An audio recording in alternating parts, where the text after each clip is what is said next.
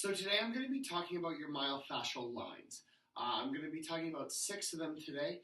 Your superficial back line, superficial front line, your lateral line, your spiral line, and your front and back functional lines. So starting on the posterior side, we're going to start with the superficial back line. This line starts from the bottom, starts from the plantar side of your foot here, moves up through your calcaneus, up through your hamstrings, meets in the middle here at your sacrum, and comes up through your rector spinae on either side of your spine. It comes through your neck and then wraps around over the top of your head and stops on your frontal brow ridge. This myofascial line connects the whole posterior side of your body in one continual fascial plane. So it only stays in the one plane, doesn't branch out to any others. The function of this myofascial line, it helps support the trunk in extension and hyperextension.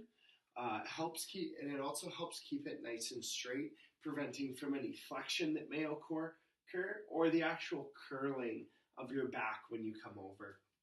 However, when we look more into the lower body, it does actually do flexion.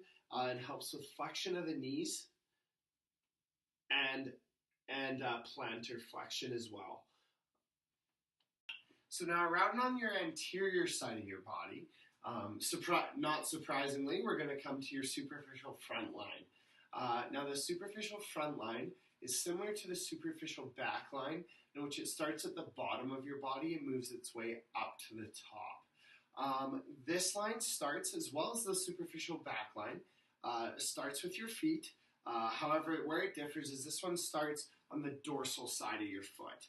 It's going to come up through your tibia, into your patella, over the kneecap, coming into your quadriceps, onto the ASIS on both sides. And where it meets in the middle is going to be at your rectus abdominis. Through the rectus abdominis, it comes straight up through your sternum, and then it splits off again onto either side and comes together at your sternocleidomastoid. So this connects the whole front anterior side of the body as one in one plane as well. Now the function of the superficial front line is going to be through trunk flexion as well as hip flexion, and we're going to have knee extension.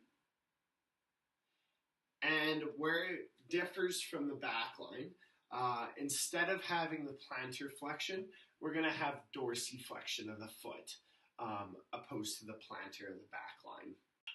All right, so then moving to the side, we're going to come to our lateral line. Now your lateral line is going to cross on either side of your body, and like the past two lines, we're going to be starting down at your feet and making our way up. So starting on your foot, like the other two, we're going to come on the sides of our feet. Now, they're going to come up both the medial side and the lateral side, coming up through our tibia, crossing over our patella, through our tension fascia latae, and then cutting right over into our glute max. After we get to our gluteus maximus, we're going to come into our obliques, both our external and our internal. After the obliques, we're going to come up into our intercostals, and then all the way up to our sternocleidomastoid. Finally, we're going to be finishing up here on our occipital ridge. Now, the lateral line helps with hip abduction and adduction. Works with both of those. It also is going to work with fit eversion. So when you roll your ankle, your foot coming out to the side, and your tibia rolling over outside onto the lateral side. Now, moving to our next myofascial line, we're going to move back to our posterior side to start with. I'm going to start talking about our spiral line. The cool thing about this myofascial line, that it works both on your posterior and anterior side, and it crosses over the path of that lateral myofascial line.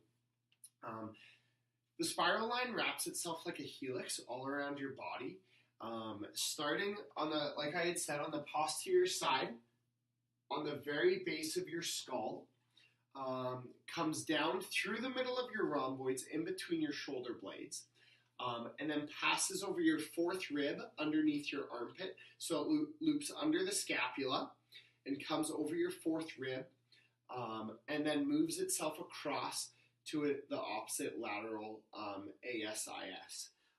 It then moves down the anterior side through your patella and then on to the lateral side of your foot.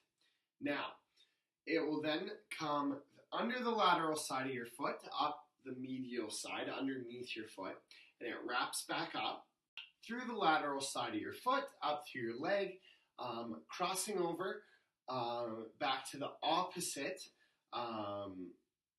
rib that we came in. So instead of coming through this side, we're now going to come up through this side, crossing over underneath the scapula again on the posterior side, through the rhomboids, and back on the other side on the base of the skull. Now, the spiral line helps maintain function between all your planes of movement. So opposed to just the one plane that both the frontal, linear, and back lines do, the spiral line maintains the function between all your planes of movement. It also helps with the alignments, with rotation and little lateral shifts that you have during your posture and through minor activity. And then finally, we come to our functional lines. Now we have two of these. We have a front functional line and a back frontal line. These guys also kind of act in a helix as well. The frontal line coming from your shoulders down to about your rectus abdominis, coming in a U shape, and then in a V shape, coming from your ASIS back up to your rectus abdominis as well. Then in your back, coming from your shoulders down to your lower back into your lumbar region, and then from coming up from your glutes into your lumbar region as well in a V. These guys are rarely used in functional posture and are more used when being active, like playing a sport or in any kind of motion, opposed to just standing still and not doing much activity. The functional lines, both the front and the back, are strong postural stabilization features, so they help stabilize your body and are constantly adjusting while you're in movement. These two lines are mostly used during agility and precision to help adjust with that. So hopefully you learned a little bit about myofascial lines, and yeah, thanks for watching.